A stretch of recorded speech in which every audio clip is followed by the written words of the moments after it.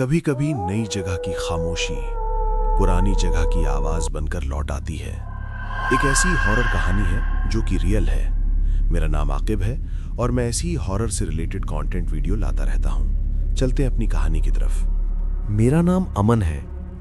मैं north India का रहने वाला हूं, लेकिन जॉब की वजह से साउथ इंडिया शिफ्ट हो गया था।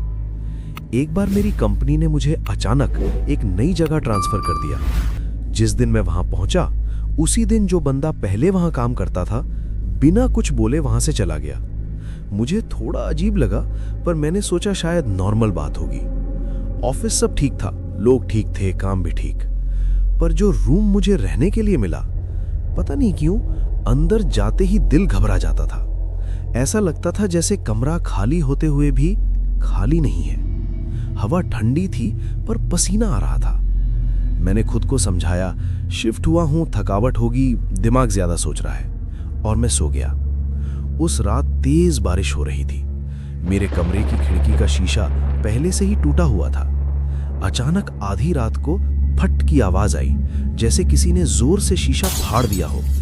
मेरी आंख खुल गई। दिल इतना तेज धड़क रहा था कि खुद की सांसें सुनाई रही थी। तभी मुझे लगा मेरे पीछे कोई साया खड़ा है। मैं पलटने की हिम्मत नहीं कर पा रहा था। मैंने तुरंत कंबल सिर तक खींच लिया और धीरे धीरे दुआ पढ़ने लगा। लब कांप रहे थे, आवाज भी ठीक से नहीं निकल रही थी। पता नहीं कब आंख लग गई। सुबह सब नॉर्मल था। रूम बिल्कुल वैसा ही जैसे कुछ हुआ ही ना हो। मैंने खुद पर हंसा, शायद सपना था। पर शाम को जैसे ही मैं रूम के पास पहुंचा, वही घबराहट, वही बेचैनी, जैसे दरवाजा खुलते ही कोई चीज मेरी तरफ देख रही हो। रात हुई, मैं बिस्तर पर लेटा ही था कि गेट पर हल्की सी थपथप हुई।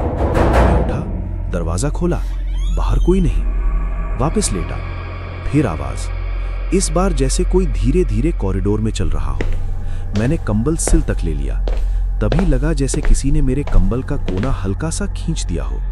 मेरी सांसें रुक सी गईं। कमरा अंधेरा था, पर मुझे महसूस हो रहा था कि मैं अकेला नहीं हूं। उस रात मैं बिल्कुल नहीं सो पाया, और जब सुबह होने लगी और रोशनी खिड़की से अंदर आने लगी, तब मुझे पहली बार साफ साफ दिखा कि खिड़की के टूटे हुए शीशे के पास अंदर की तरफ मिट्टी के निशान बने हुए थे। जैसे कोई बाहर से नहीं, बल्कि अंदर खड़ा था। और उसके बिल्कुल नीचे मेरे बिस्तर की तरफ मुड़ते हुए एक और निशान। मैं उस निशान को देख ही रहा था कि मेरे पीछे से फिर वही हल्की सी सांस लेने की आवाज आई। मेरे पीछे से फिर वही हल्की सी सांस लेने की आवाज आई, ठंडी, बिल्कुल मेरे कान के पास। मेरी हिम्मत नहीं हो रही थी पलटने की, लेकिन न जाने कहां से ताकत आई और मैं धीरे धीरे मुड़ा। कमरा खाली था, दरवाजा बंद, खिड़की बंद, पर फिर भी ऐसा लग रहा था जैसे कोई अभी अभी मेरे बिल्कुल पास से हटकर दीवार में समा गया हो। उस सुबह मैं ऑफिस गया तो चेहरा उतरा हुआ था। लोगों ने पूछा भी, सब ठीक है? मैं बस मुस्कुरा दिया। पर शाम होते होते डर फिर वहीं खड़ा मिल जाता। उस रात मैंने तय किया कि आज जल्दी सो जाऊंगा। लाइट बंद की, बिस्तर पर लेटा। बस आंख लगने ही वाली थी कि अचानक मोबाइल अपने आप ऑन हो गया। स्क्रीन पर सिर्फ कैमरा खुला था और फ्रंट कैमरे में मेरा चेहरा दिख रहा था, पर मेरे पीछे एक काला सा धुंधला साया खड़ा था। मैं झटके से उठा, पीछे देखा, कुछ नहीं। फिर मोबाइल देखा, अब भी वही साया, जैसे कोई मेरे पीछे खड़ा होकर मुझे ही देख रहा हो। उस रात मैंने सामान भी नहीं समेटा। बस सुबह होते ही ऑफिस गया और सीधा मैनेजर से कहा, मुझे यहां नहीं रहना, प्लीज ट्रांसफर कर दीजिए या मैं जॉब छोड़ दूंगा। 2 दिन में ही मैंने वो नौकरी छोड़ दी। नई जगह, नया शहर, नया कमरा।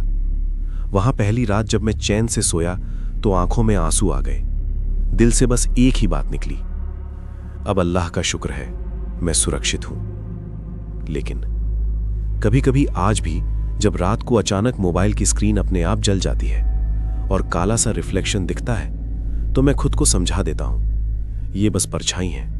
फिर भी मैं आज तक कभी भी सोते समय अपना कैमरा अपनी तरफ करके नहीं रखता, क्योंकि एक बार नई जगह आने के हफ्ते भर बाद स्क्रीन पर सिर्फ मेरा चेहरा नहीं था, मेरे पीछे दीवार पर वही टूटे कांच जैसा एक निशान बना हुआ था जो मेरे पुराने कमरे की खिड़की पर था, और वो निशान इस कमरे में कभी था ही नहीं।